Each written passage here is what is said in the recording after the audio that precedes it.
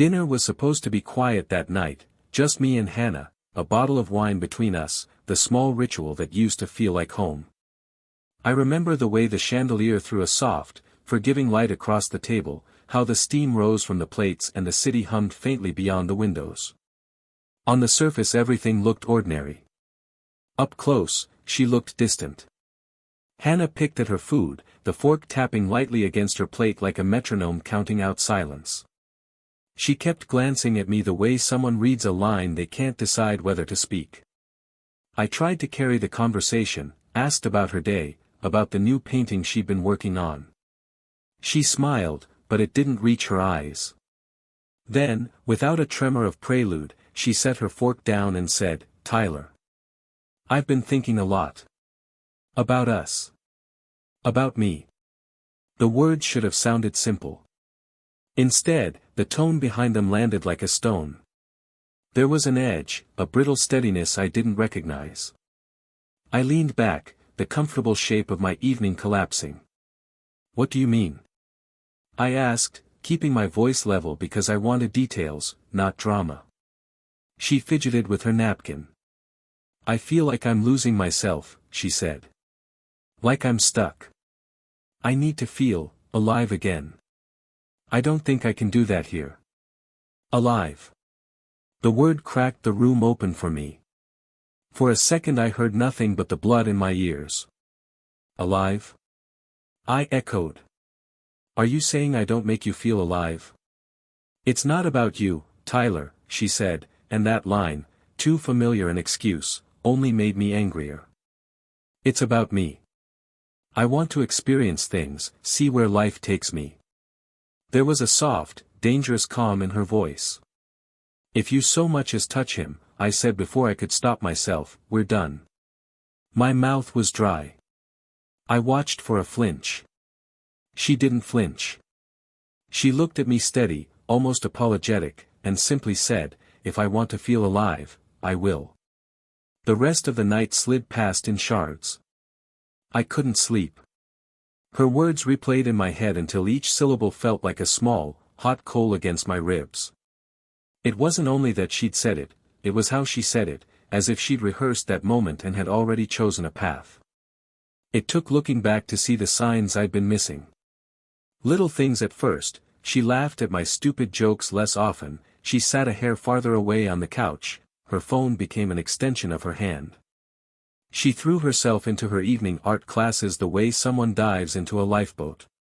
At the time I told myself we were just getting comfortable with life, responsibilities, routines, ambitions. Now I saw it as a slow erosion. There was the infertility, too, the thing we rarely spoke about but both carried like a small, persistent weight. Tests, plans, conversations that turned into silence. We had tried, and failed, and then wrapped that grief in polite optimism until it frayed. Maybe that was part of why she started searching, why she began listening to podcasts about finding yourself and picking up books with hopeful titles. Maybe she wasn't abandoning me, maybe she was trying to find whatever had gone missing inside herself. Then came the name, Logan. She said it once, casually, as if dropping a pebble into a still pond. "Logan's in my photography class," she said, swirling her wine like it might give her courage. "He showed me a print. I thought you'd like it." She set down a small framed photo on the counter that night, a stormy coastline, raw and beautiful, signed Logan Carter. She smiled when she said his name, and the smile felt foreign. Little things accumulated into suspicion. The change in perfume, something lighter, floral, the way she began to take more care with how she dressed to go to class. The late nights became later. Her excuses sharpened, group critique ran late, there was an extra assignment. The text I saw once, brief and blinking on the screen while she was in the shower, read, "Can't wait to see you tomorrow." My stomach dropped, but I didn't open it. I didn't want to be the man who had to prove he'd been snooped upon. I hired a private investigator because silence had turned into a slow, smothering violence. When Victor's first email came back, photos taken at a bar, a corner booth, Hannah laughing with a man whose hand rested lightly on her arm, I felt something colder than anger. It was the clarity of a window shattering. The night I confronted her at the bar, I didn't yell. I walked up, waited for her to see me. She went pale, the laughter drained from her face like color from a painting. She stood, her hand darting to her lap as if a flame had burned her. "Tyler," she stammered. She looked at Logan, then at me, and I said, "Go." I wasn't proud of what came next, the ultimatum, the slamming door, the cold finality of a life split along a midnight deadline. But there was a thing about marriage, it hides fissures until one of you names them. Once named, you can't unsee them. That night I sat on the edge of our bed and listened to the house breathe.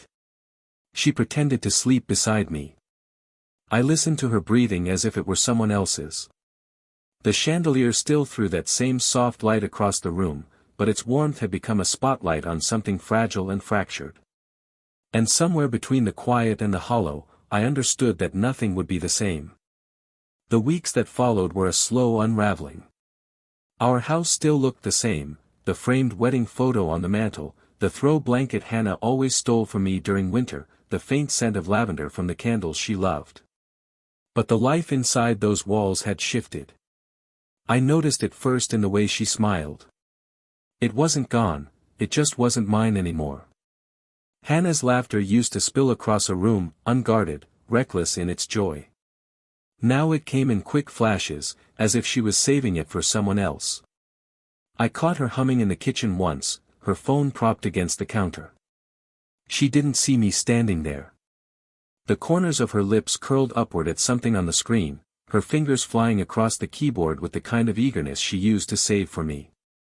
"Who are you texting?" I asked, trying to keep my tone light. She startled, clutched the phone to her chest like it was fragile.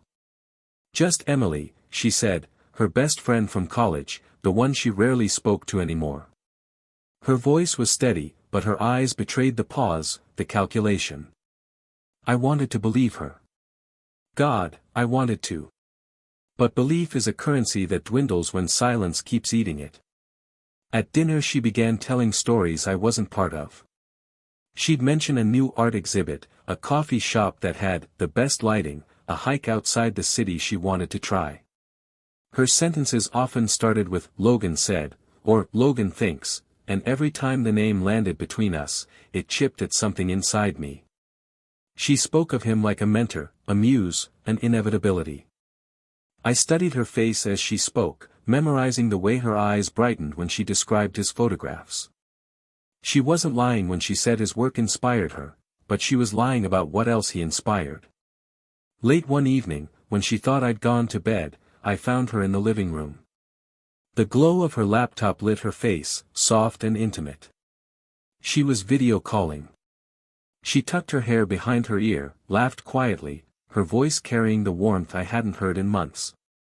"Logan," she whispered, the name falling from her lips like a secret she couldn't hold in anymore. I didn't storm into the room. I didn't shout. I just stood in the dark hallway, my chest tight, my fists clenched until my nails dug into my palms. I wanted to memorize that image, not to torture myself, but to remind myself later that I hadn't imagined it. That this was real. The next day I confronted her. Not with accusations, but with a plea. "Hannah," I said, "do you love me?" She froze, her fork halfway to her mouth. "Of course I do," she replied too quickly, the words mechanical, rehearsed. "Then why do I feel like you're already gone?" She didn't answer. She looked down at her plate, her silence louder than any confession. I realized then that betrayal doesn't always begin with touch. Sometimes it starts with attention, with a shift so subtle you only notice when you're already drowning in it. She hadn't left me physically yet, but her heart had found another rhythm, one that no longer matched mine. And as much as I tried to ignore it, to salvage what remained, I knew we were standing on a fault line. Every word, every silence, was just another tremor warning me that the real quake was coming. Trust is a fragile thing. Once broken, it doesn't shatter with a single sound, it splinters slowly, leaving fine cracks only the one holding it can see. That's how I felt in those weeks, holding a glass I knew was fractured, terrified of when it might give way completely. Hannah's excuses grew thinner. Nights at class stretched past midnight. She'd come home flushed, energized in a way that didn't belong to paintbrushes and canvases. She carried herself differently too, a quiet glow, a secretive calm. It wasn't just the smile anymore, it was the absence of guilt, as if she'd already convinced herself she wasn't doing anything wrong. One night, when she said she was meeting friends for a study session, I drove. I didn't tell her. I just followed. The city lights blurred past me, every red stoplight testing my resolve.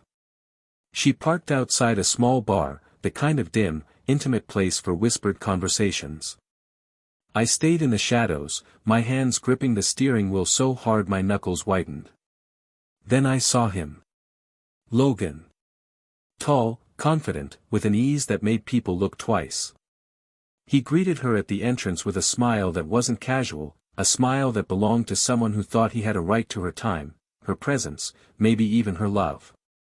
She leaned into that smile, into him, in a way she hadn't leaned into me in months. It was a simple gesture, a hand brushing an arm, but it confirmed what words never had. Something had shifted, and I was no longer the center of her orbit.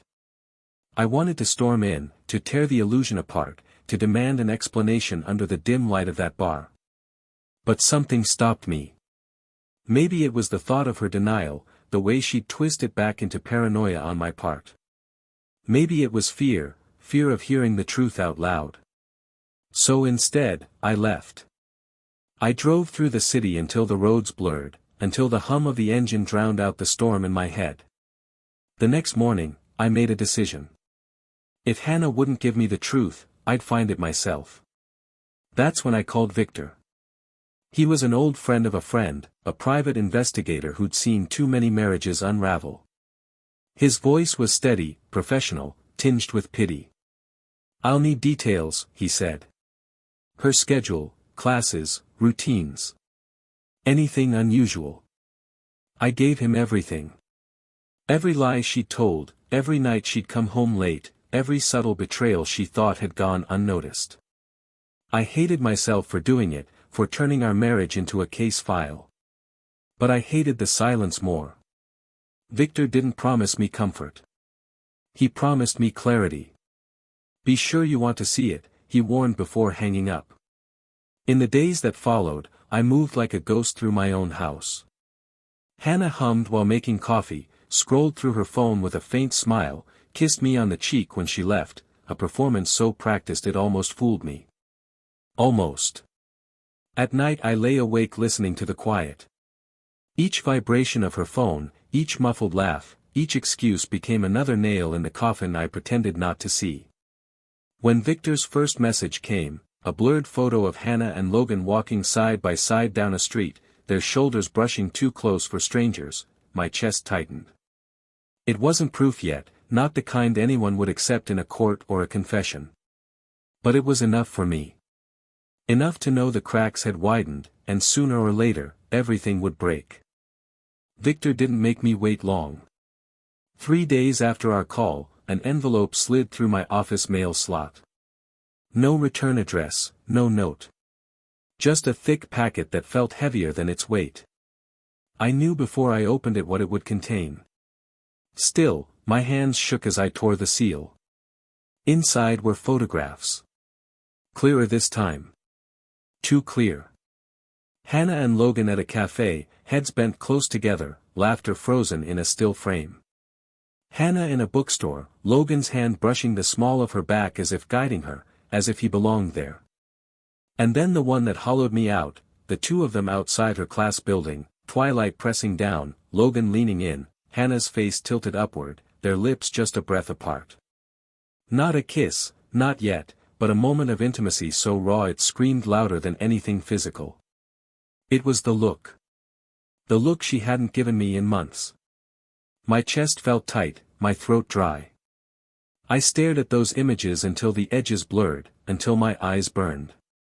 I wanted to crumple them, to set fire to the paper, to erase every trace. But I couldn't. Because this was the truth I had asked for. That night, I laid the photos on our kitchen table. Hannah walked in later than usual, a faint perfume clinging to her, not the one I bought her for our anniversary.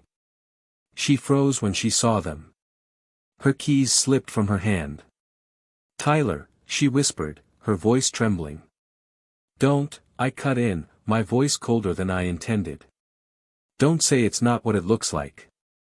Her eyes darted across the table, from one photo to the next, her face paling as the silence stretched. She opened her mouth, closed it, then pressed her hands against her forehead as if trying to block out the images. "It's not," she started, but the lie withered halfway. I slammed my hand against the table, the sound sharp, final. "God damn it, Hannah. Do you think I'm blind? Do you think I don't see how you look at him?" Tears welled in her eyes, but they didn't fall. She stood there, trembling, but still refusing to confess. That stubborn silence was worse than any admission. Finally, she whispered, "Tyler, I didn't mean for this to happen." I laughed bitterly. "Didn't mean? You let it happen. Every late night, every excuse, every secret smile, you made a choice." Her voice cracked then. "I just wanted to feel something again." There it was. The truth I dreaded. I felt something inside me collapse. All the arguments, all the suspicions, all the waiting for proof, it didn't matter anymore. Because once someone admits their heart is elsewhere, the rest is just noise. I couldn't look at her. Couldn't stand the sight of the woman I thought I knew turned stranger in my own kitchen. I gathered the photos, shoved them back into the envelope, and walked past her without another word. Behind me, I heard her whisper, "I'm sorry." But the thing about sorry is that it doesn't stitch wounds closed. It only reminds you where you've been cut. That night, as I lay awake in the cold silence of our bed, I knew the man in those photographs wasn't just a threat anymore. He was a presence. And Hannah had already chosen him in ways she refused to admit out loud. The fracture wasn't hidden now. It was wide open, bleeding. And there was no turning back. The morning after the photos, the house felt like a museum, silent, cold, every object carrying the weight of what had been lost. Hannah moved carefully, as though the floor might break beneath her. She tried to pour coffee, tried to ask about my plans for the day, but the words between us felt hollow, like echoes in a place already abandoned. I couldn't sit at that table anymore. I left my mug half full, grabbed my keys, and walked out. All morning, my mind played the same reel, Logan's hand on her back, the half-formed kiss outside her class, the look in her eyes when she whispered she wanted to feel something again. Every frame burned hotter than the last, until anger became the only thing keeping me upright. It wasn't enough to know his name. It wasn't enough to see his face in a photograph. I needed to see him, the man who had slipped into my life like a thief, stealing not just my wife's attention but her loyalty, her love. Victor had given me an address. A photography studio tucked away on the east side of the city. Industrial brick, tall windows, a minimalist sign above the door, Logan Carter Photography. Too clean. Too polished. I waited across the street, watching. People came and went, young artists with portfolios, clients clutching photo albums. And then he appeared. Logan. He was taller than I expected, with that kind of effortless confidence that fills a room before a word is spoken. His shirt sleeves rolled to his elbows, camera slung casually over his shoulder, his smile easy, disarming. I could see it, the charm, the magnetism. The kind of presence that draws people in, that had drawn Hannah in. My hands curled into fists. I wanted to cross the street, grab him by the collar, demand what gave him the right to step into my marriage. But I didn't. Not yet. Instead, I followed. Watched as he walked down the block, greeted strangers like old friends, slipped into a cafe where he ordered without hesitation. He was comfortable here. At home. I sat 2 tables behind him, my heart pounding, the bitterness thick in my throat. He pulled out his phone, typed quickly, smiled at the screen. I didn't need to see the name to know who he was texting. The rage in me was volcanic. But layered beneath it was something I hated admitting, fear. Because as much as I wanted to believe Hannah's betrayal was a mistake, something that could be undone, the way she looked at Logan in those photos told me otherwise. She didn't just stumble into him. She had chosen him. When he left the cafe, I followed again. This time I stepped closer, the decision already made in my chest.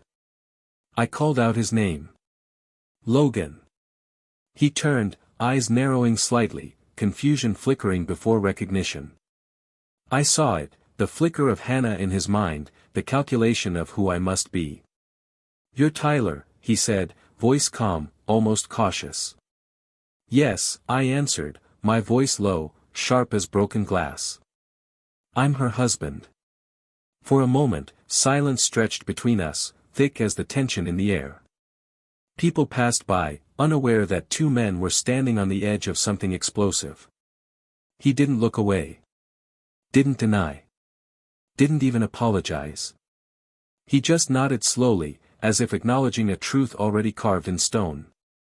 And in that moment, I realized the fight ahead wasn't just with Hannah. It was with him. With the shadow of his presence that had already invaded my marriage, my home, my heart. I left before my anger could become violence. But as I walked away, one thing burned clear in my mind: this wasn't over. Not by a long shot. That evening, the air in our house was heavy, charged like a storm waiting to break. I came home later than usual, still tasting the bitterness of my encounter with Logan. Hannah was in the kitchen, setting down plates, trying to look like everything was normal. But I wasn't in the mood for the charade. I dropped my keys on the counter with a loud clatter. She glanced up, startled. "You saw him today, didn't you?" she asked quietly. The fact that she knew without me saying a word set my blood on fire. "So you admit it," I snapped. "You admit there's something to see." Her hands trembled as she adjusted the silverware, a pointless task, stalling. "Tyler, please. Don't please me," I cut her off. My voice rose, sharper, harder. "I looked that man in the eyes today. Do you know what he said to me?" "Nothing." "He didn't have to. Because the way he looked at me told me everything. He knows he has you." Her eyes filled, but she didn't look away. "It's not that simple." I slammed my fist against the table, rattling the plates. "It's exactly that simple. You chose him, Hannah. Every late night, every lie, you chose him over me."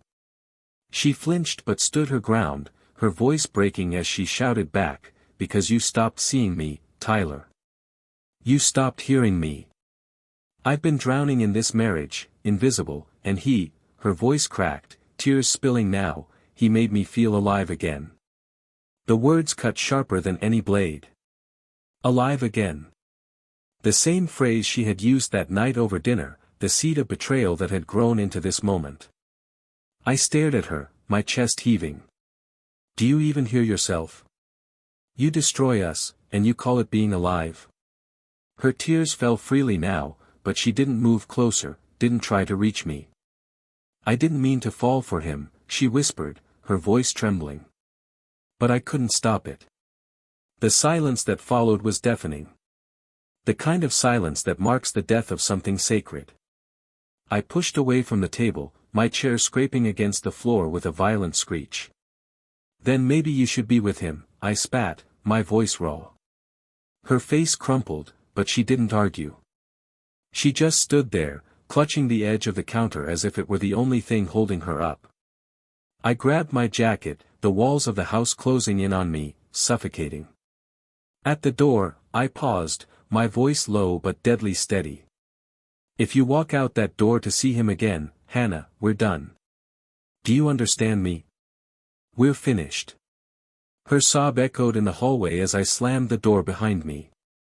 Out in the cold night air, I realized something brutal: the fight wasn't just between me and Hannah anymore. It was between who we used to be, and who she had already become with him. And the man I saw in her eyes tonight wasn't me. The night was unusually quiet. Tyler sat alone in his car, parked a few blocks away from his own home. His hands tightened around the steering wheel as if the leather could anchor him. His phone screen glowed in the dark, a single photo staring back at him, Hannah, laughing with Logan at a bar, her hand resting far too comfortably on Logan's arm. He whispered to himself, voice trembling, "Tell me it's not true, Hannah. Please tell me I'm wrong." The minutes dragged on before Tyler finally gathered the courage. He stepped out of the car, each footstep on the pavement heavy, almost echoing the weight in his chest. Inside the house, Hannah was in the living room. She jumped when the door slammed shut. "Tyler. You scared me," she said quickly, forcing a smile that didn't quite reach her eyes. Tyler stared at her, his jaw clenched. "Where were you tonight?" Her answer came too fast. "I told you. Dinner with colleagues." "Colleagues?" His voice cracked, almost a laugh but too bitter to be won. He pulled out his phone, tossed it onto the coffee table. The photo glared up at them both. Hannah froze. Her face drained of color. "Explain this." His voice was low, almost a growl. "Tyler, it's not what you think. Don't." His eyes burned with hurt. "Don't you dare insult me with excuses. You said you loved me, Hannah. You promised me forever." Her lips trembled. She tried to reach for him, but he stepped back, the distance between them now more than just physical. It just happened," she stammered. "I didn't mean for it to." Tyler's chest heaved. "Didn't mean for it to." The words echoed in his head like a cruel joke. "So what was I to you?" His voice broke, softer now, wounded. "Just someone to come home to. A placeholder until you got bored?" Tears welled in Hannah's eyes. "No, Tyler, I swear, I still love you. I just..." "Stop." He turned away, staring at the floor because looking at her hurt too much. His hands shook violently, as if his body couldn't contain the storm raging inside. For a long, suffocating silence, neither spoke. Finally, Tyler whispered, barely audible, "You destroyed us, Hannah."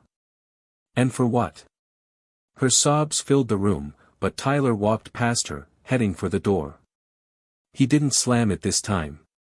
He just left, leaving behind the sound of Hannah's crying and the shattered illusion of their marriage. Outside, the night swallowed him whole. And for the first time in his life, Tyler realized he wasn't just broken, he was completely lost. The following afternoon, Tyler sat in his office, but his mind was nowhere near the numbers and files piled on his desk. The world outside the glass windows blurred, just like the noise in his head. He hadn't slept. He hadn't eaten. All he could see was Hannah's tear-streaked face and Logan's smug smile in that photo. By noon, something inside him snapped. He couldn't take the silence anymore. He grabbed his jacket, stormed out of the office, and drove straight to Logan's apartment. When Logan opened the door, he looked surprised, though not guilty. That made Tyler's blood boil even more. "Tyler?" Logan's voice carried an almost casual tone, like he was expecting this moment. Tyler's fists clenched at his sides. "Cut the act. You know why I'm here." Logan leaned against the doorframe, a smirk tugging at his lips. "So, you found out." The sheer arrogance in his voice was enough to make Tyler lunge forward, but he stopped himself, breathing hard, knuckles white. "How long?" Tyler demanded. His voice shook, not from fear, but from the rage fighting to spill out. Logan shrugged, as if it were trivial. "Months. Maybe longer. She came to me, Tyler. She needed something you couldn't give her." Those words cut deeper than any blade. Tyler stepped closer, their faces inches apart. His eyes burned. "You're my friend. My brother in all but blood. And this is what you do to me?" Logan didn't flinch. Don't blame me for your failing marriage. She chose me. That should tell you something. The words detonated inside Tyler's chest. He grabbed Logan by the collar, slamming him against the wall. Logan chuckled, even as Tyler's grip tightened. Go ahead, Logan hissed. Hit me. But it won't change the fact that she wanted me. For a split second, Tyler's fist hovered in the air, trembling. His entire body screamed for violence, but deep down, he knew throwing a punch wouldn't erase the betrayal. It wouldn't heal the wound Hannah carved into his heart. Instead, he released Logan with a shove, stepping back, his chest heaving. You're not worth it, Tyler spat, his voice breaking. Neither of you are. Logan straightened his shirt, still wearing that smug half-smile. You'll come to accept it, Tyler. Hannah doesn't love you anymore. Tyler's eyes locked on his former friend, a mixture of pain and fury etched into his face. No, he said quietly but firmly. What she doesn't love, is herself. Without another word, he turned and walked away, slamming the door behind him. For the first time, Logan's smirk faded. And Tyler, though shattered, knew he had chosen not to destroy himself for people who had already destroyed him. The house felt like a stranger's place when Tyler walked in that night. The air was heavy, still carrying Hannah's perfume, yet it no longer brought him comfort. It made his chest tighten with memories he wished he could erase. Hannah was waiting for him in the living room, sitting on the edge of the couch as though she had been rehearsing what to say. Her eyes were swollen, her hands trembling as they twisted a tissue to shreds. Tyler, she whispered when he appeared in the doorway. He didn't answer, only set his keys on the table and removed his jacket with measured slowness. His silence unnerved her more than any anger could. Finally, she stood and crossed the room, reaching for him. Please. I made a mistake. A terrible mistake. But it doesn't mean I don't love you. You have to believe that. Tyler met her gaze, his face unreadable. Love? His voice was calm, but there was an edge sharp enough to cut glass. Is that what you call it? Sneaking behind my back. Lying every night while I trusted you with everything I had. Her breath hitched.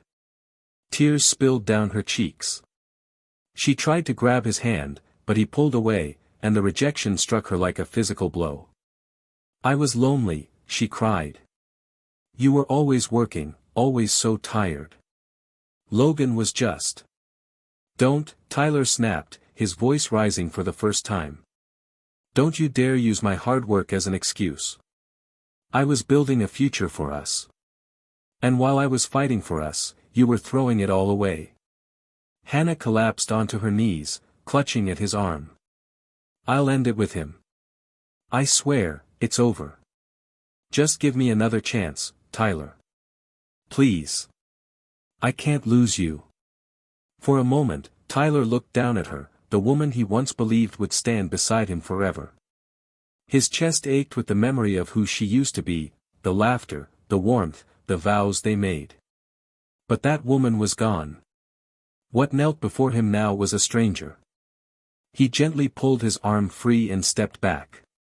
You already lost me, Hannah. The moment you chose him. Her sobs filled the room, echoing off the walls. She crawled toward him, desperate, but he turned away. I don't know if I can forgive you, he said quietly. And I don't know if I ever will. Then he walked upstairs, leaving her broken on the floor. For the first time in years, Tyler felt something shift inside him. It wasn't peace, not yet. But it was the beginning of taking his life back. The next few weeks moved in slow motion for Hannah, but for Tyler, they became the beginning of something new. He no longer lingered in the house after work. Instead, he signed up for the gym, throwing himself into the burn of iron and sweat.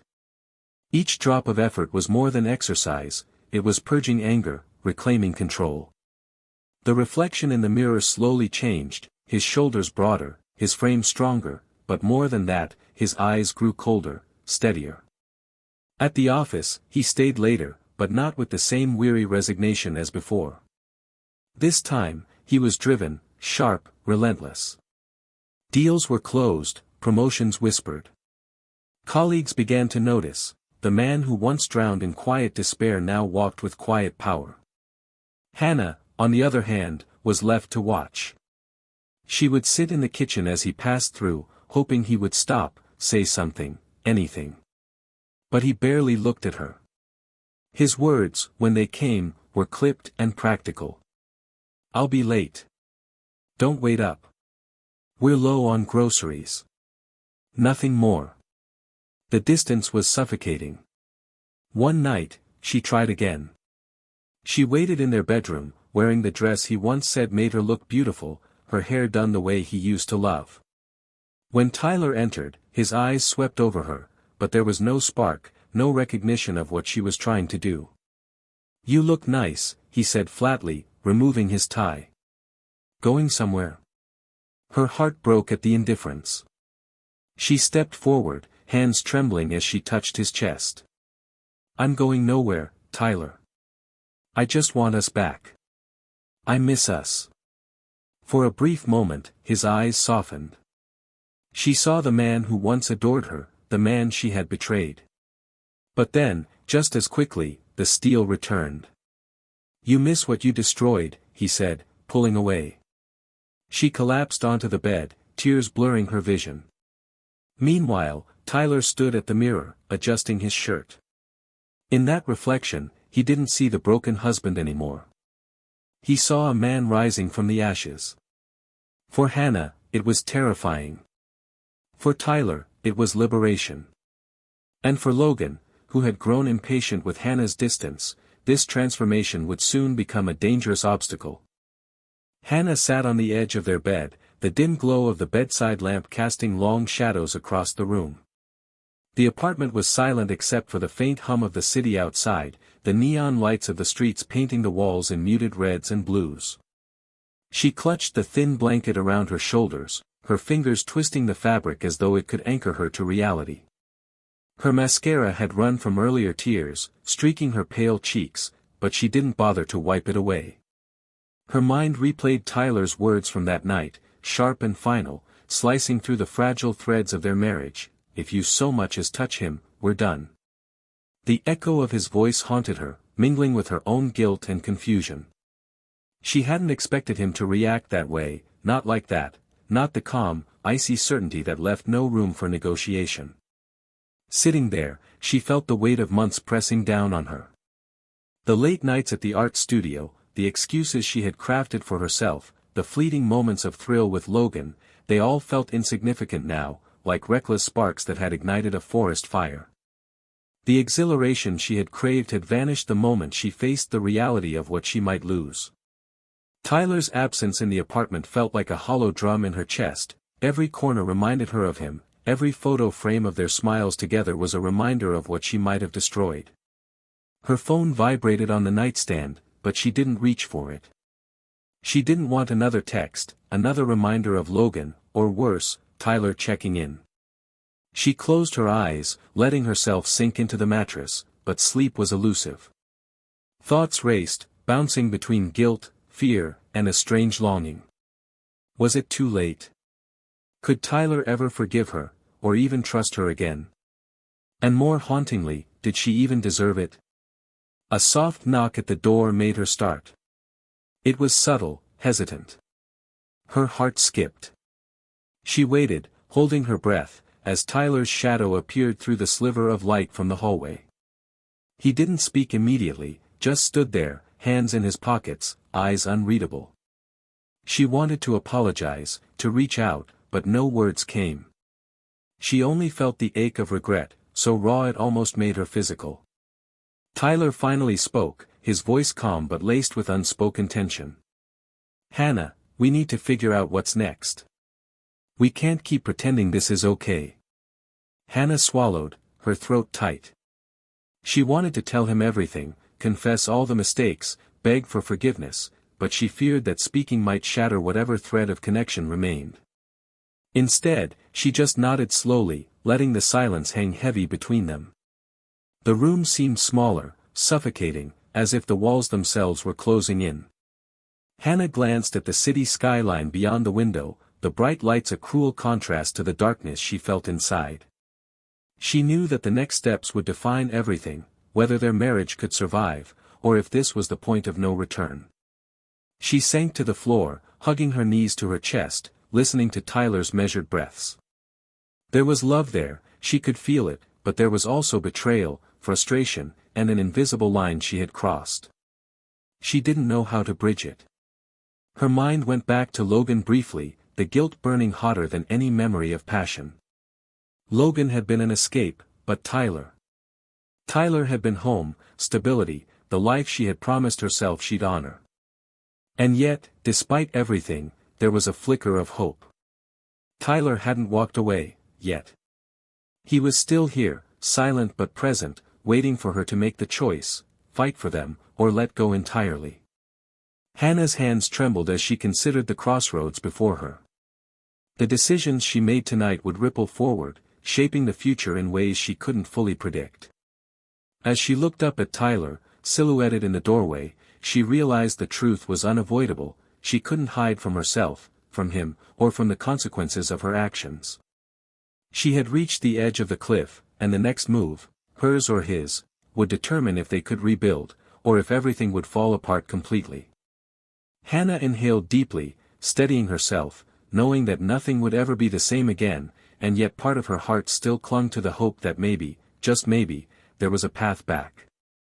But that path was uncertain, shrouded in tension, and the question lingered like a storm on the horizon: would they survive this, or would it be the end? The night was heavy with silence, broken only by the hum of city traffic outside. Tyler stood on the balcony of his new apartment, the skyline stretching before him like an open road. The cool wind brushed against his face, carrying with it a sense of freedom he hadn't felt in years. Behind him, the sound of footsteps approached. He turned slightly. Hannah.